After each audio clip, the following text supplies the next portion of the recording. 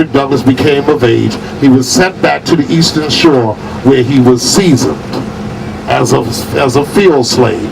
And then he came to Baltimore as an adult, and he was hired out to the shipyards. Frederick Douglass met a woman by the name of Anna Murray. He married her, and prior to the marriage, she sold her feather bed to give him money so that he was able to escape. Okay, we're going to stop right here.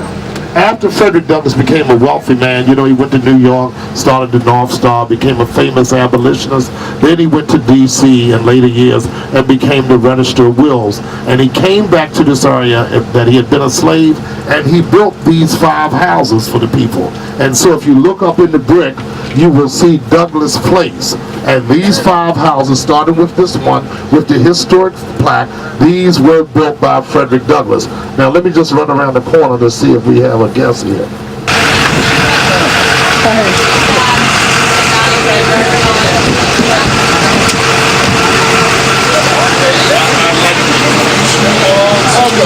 Frederick Douglass IV.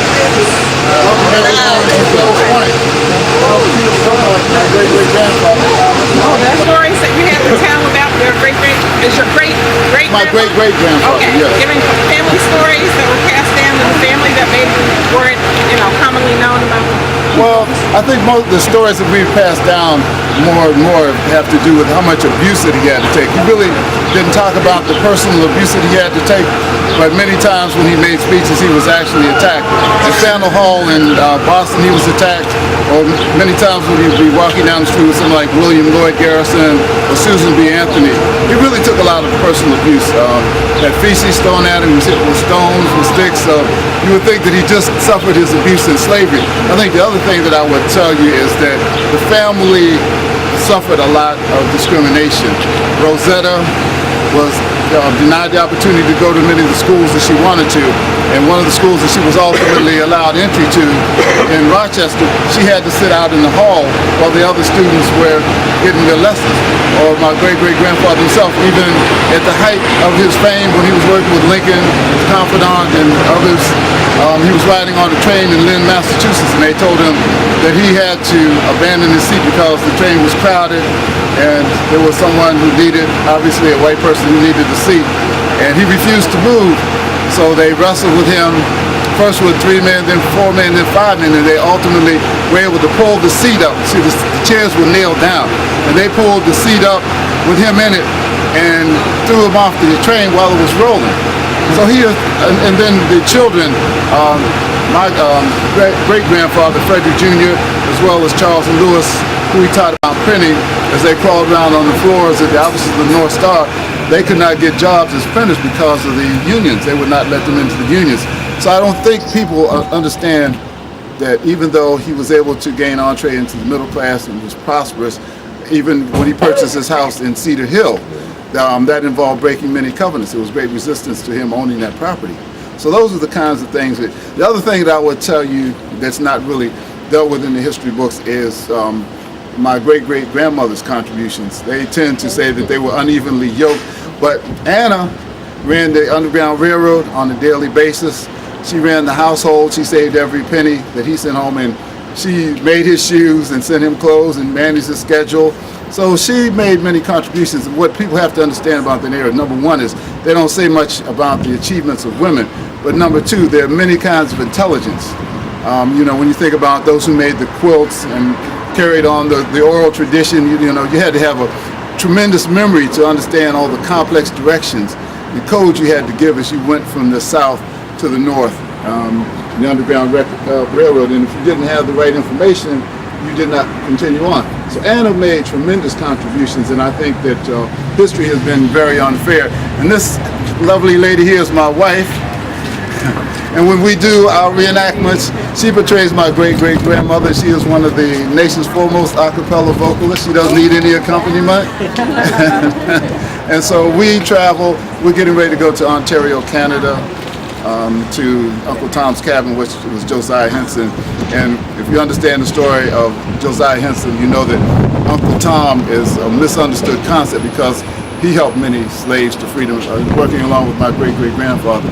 They were going to Milwaukee, and this is a tremendous story. James Cameron, he was in this area just last week when they had the Senate apology for for lynchings. Now, he is 91 years old, and in 1930, in August, he was involved with two friends of his. They were older. He was 16 years old, and they persuaded him to go along on a robbery. And when they got down on Lover's Lane, they found two people in the car.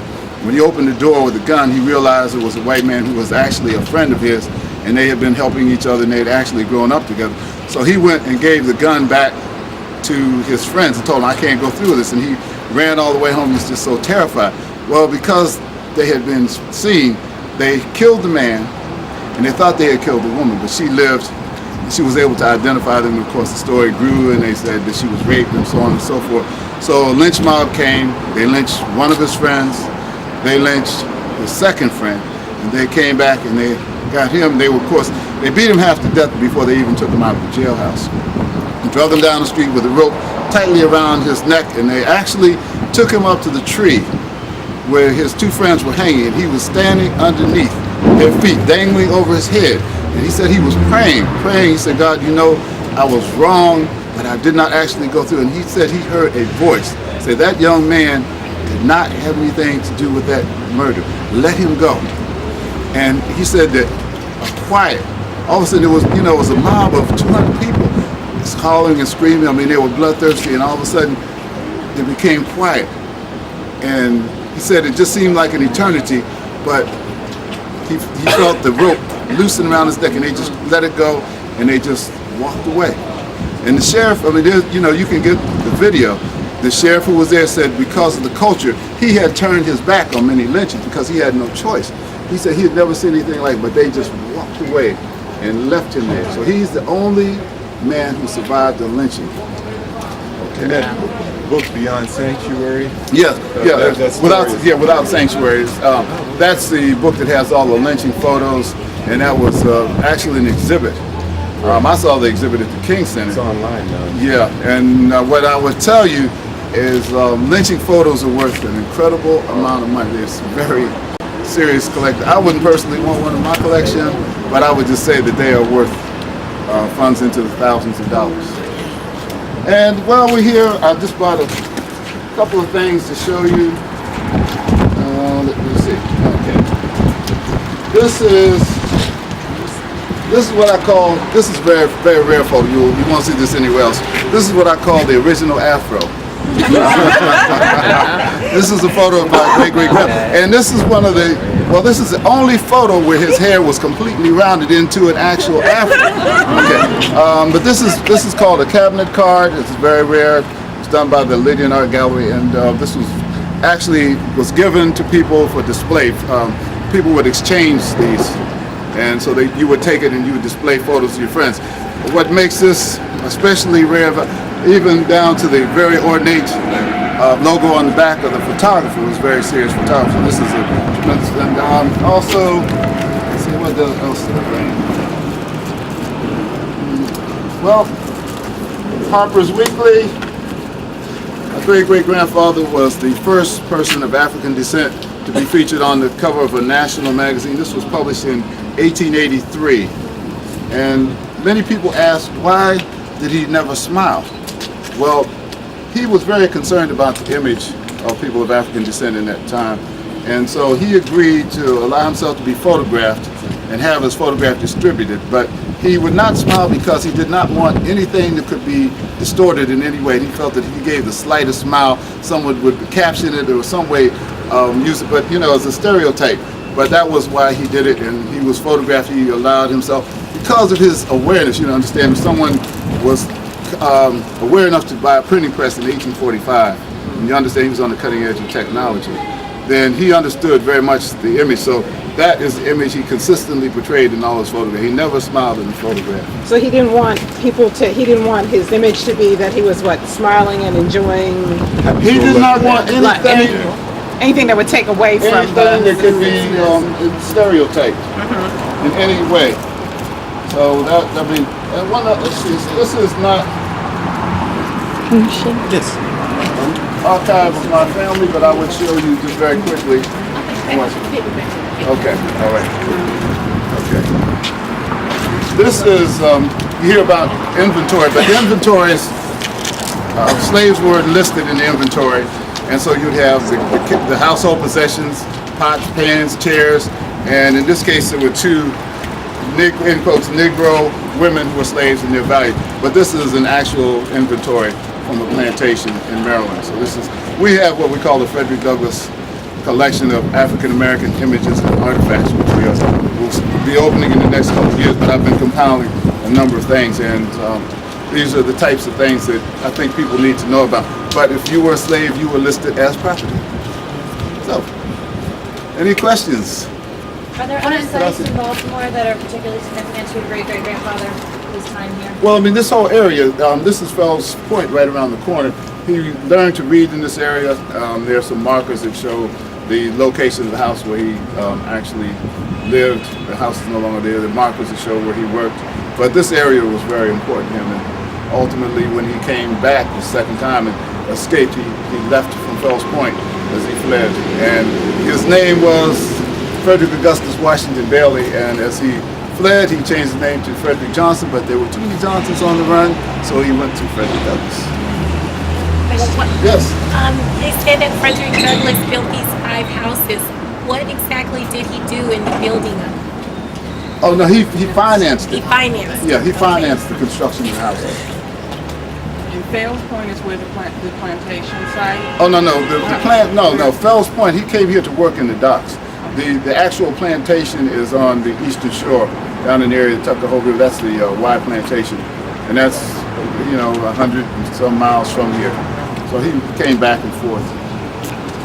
And you do these reenactments just as you come and speak about? Is that what you do? Or do Well, you do we do a couple of things. And I do lectures. And then jointly, my wife and I do the reenactments, and the reenactments have a number of purposes. One, to keep alive the legacy of my great-great-grandfather, but also to teach young people their heritage, and then we bring it current. I mean, we try and interpret what are the lessons, from slavery.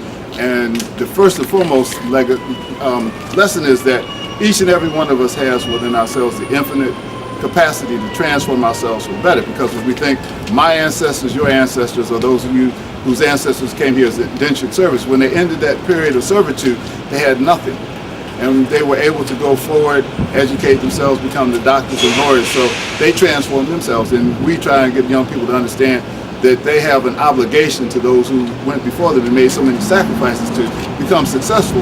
And they have to have 100% participation in society, have to vote, have to study the documents, the Constitution, the Bill of Rights, and all the documents that govern our lives. We have to understand society, have to get an education, and have to work hard and pay back that obligation.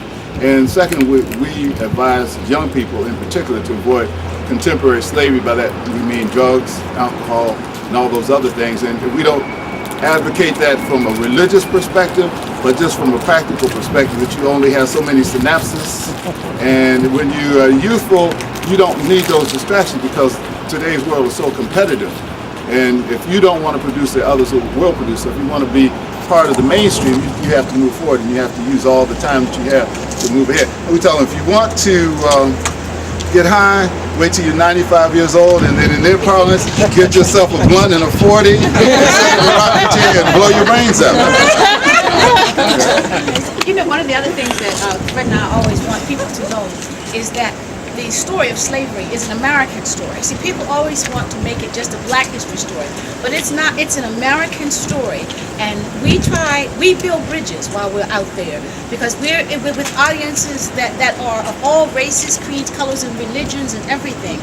And we really feel that we have an obligation to actually let people understand that it doesn't matter who you are, whether you're black, whether you're white. We want you to understand that this is a pain that we have to face. If we don't put it on the table, we're never going to understand each other. There are things that happen to white people that they're suffering from. There's many things, the degrading, ugly things that happen to African Americans that young people don't always understand. But in order for us to get the laws of karma and God to bless America the way it really should be blessed, then we have to put this thing on the table and look at it. And we like to heal. We go to America, Africa. We want to heal the wounds between African Americans and black Africans. but just build bridges.